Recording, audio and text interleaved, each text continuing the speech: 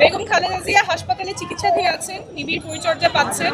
ওনার শারীরিক অবস্থা ক্রিটিক্যাল, তবে স্থিতিশীল আছেন। উনি এখনো ফাইট করছেন। নিরাপদ দূরত্ব থেকে সব সতর্কতা মেনে আমার ওনাকে দেখার সুযোগ হয়েছে। উনি সজ্ঞানে আছেন, সজাগ আছেন। চিকিৎসক এবং নার্স যে ওনাকে নির্দেশনা দিচ্ছেন সেগুলো উনি ফলো করতে পারছেন।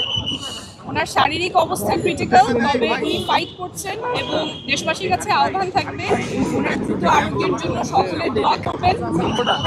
উনি দল মত সবকিছুর ঊর্ধ্বে উঠেই সবসময় ফাইট করেছেন, সহনশীলতার প্রতীক ছিলেন। আমরা এই মুহূর্তে চাবো যে সবাই দল মতের ঊর্ধ্বে উঠে, রাজনীতির ঊর্ধ্বে উঠে ওনার দ্রুত আরোগ্যের জন্য সকলে দোয়া করবেন। ধন্যবাদ। ওনার শারীরিক অবস্থা ক্রিটিক্যাল, উনি নিবিড় পরিচর্যা পাচ্ছেন, অ্যাডভান্স ট্রিটমেন্ট পাচ্ছেন।